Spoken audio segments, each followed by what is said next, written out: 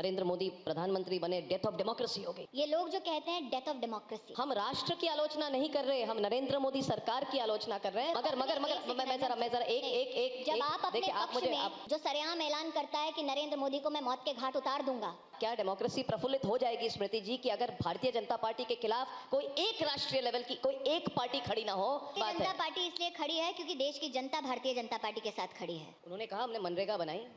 मनरेगा में क्या बनाया? नौकरियां दी। पहली बार नरेंद्र मोदी जी ने आकर कहा, ढींगरा कमेटी की रिपोर्ट, ढींगरा कमेटी की रिपोर्ट कई साल पहले आ गई, मगर दामाद श्री तो अभी भी खुलेआम घूम रहे हैं। क्या प्रक्रिया हो रही है, कैसे इन्वेस्टिगेशन हो रहा है, उसका जवाब एजेंसी देगी, मैं क्यों दूं? सबसे बड़ी हार जिस मंत्री की हुई है वो है श्रीमती स्मृति ईरानी जी।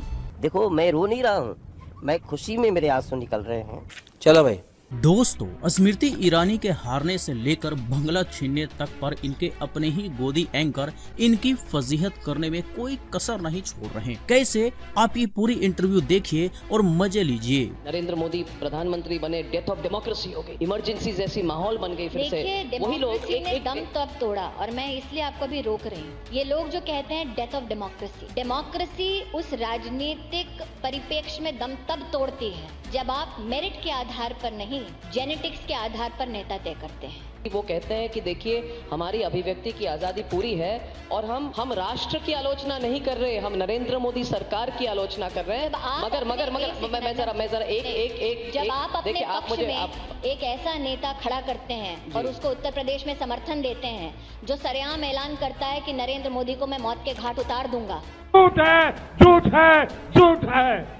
क्योंकि वो खानदान को बचाने के लिए चल रहे हैं, हम राष्ट्र को बचाने के लिए चल रहे हैं। किस चीज से बचाने की कोशिश? उस सोच से जो मेरिट को ध्वस्त करती है, उस सोच से जो गरीब को उसके अधिकारों से वंचित रखती है। हाँ जी, तो अर्नब गोस्वामी ने जब डेथ ऑफ डेमोक्रेसी और इमरजेंसी की बात की तो स्मृति ईरानी सवाल को समझे बिना ही कांग्रेस पर बरसने लगी। पर जो सच है ये लोगों को पता है, लेकिन अर्नब गोस्वामी ने फिर से ये कहा कि मेरा सवाल ये था कि देश की आलोचना नहीं बल्कि मोदी सरकार की आलोचना करता है विपक्ष। इस पर स्मृति ईरानी का हमेशा की तरह बौखलाहट आपने यहाँ पर देखा। ये इन लोगों की बहुत पुरानी फितरत है, बल्कि इनके बड़े से बड़े नेताओं की भी यही फितरत है कि एक सवाल भी बर्दाश्त नहीं कर सकते, लेकिन खुद दिन भर पानी पी पी करके दूसरे को कोसेंगे जरूर। और ऐसे ही लोग हर जगह पर विपक्ष के खिलाफ फेक न्यूज भी परोसते रहते हैं। और स्मृति ईरानी का ये ढोंग कि हम राष्ट्र को बचाने के लिए चल रहे हैं, पर इसका ये राष्ट्र को बचाने वाला ढोंग भी जनता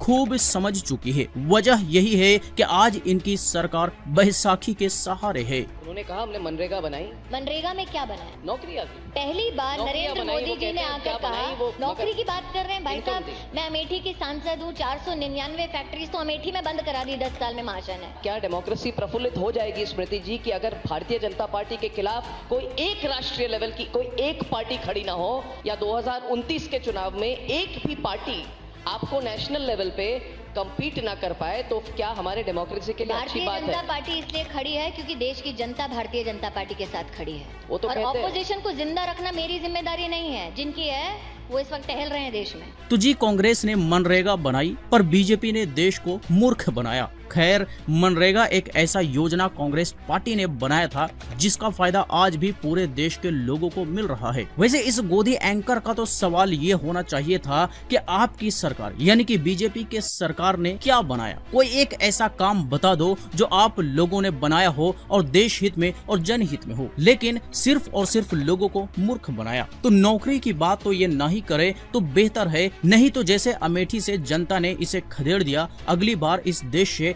खदेड़ देंगे। और जब इस गोदी एंकर ने ये सवाल पूछ लिया कि एक देश एक पार्टी से लोकतंत्र को क्या फायदा होगा, तो इस पर स्मृति ईरानी जलेबी बनाने लगी कि भारतीय जनता पार्टी इसलिए खड़ी है क्योंकि देश की जनता साथ खड़ी है। पर आज इनकी सरकार बैसाखी के सहारे आ चुकी है, बैसाखी के सहारे खड़ी है, और यकीन मानिए कल खड़ी भी नहीं रहेगी। और एक कड़वा सच ये भी है कि विपक्ष को खत्म करने के लिए इन लोगों ने सारे हथकंडे अपनाए, लेकिन भला हो इस देश की जनता का जिन्होंने इनके अरमानों पर पानी फेर दिया। कह रहे हैं जितना हम हो सकते हैं, जितना आगे बढ़ने की कोशिश करते हैं, तो हमारे खिलाफ ये एजेंसीज को लगा देती है। भारतीय अगर जनता आप पार्टी लूटे देश को, फिर कहें कि कोतवाल मेरा दरवाजा ना खटखटाइए, संभव है। 5,000 कोतवाल करोड़। 7 साल तक कहां थे, अभी अचानक क्यों? देखिए, या तो आप ये कहें कि बिना पक्षपात के इन्वेस्टिगेशन, या तो आप ये कहें कि कोतवाल पॉलिटिसाइज्ड है। मजा आया, और मैं ये जो मजा है हिंदुस्तान के हर व्यक्ति को देना चाहता हूं।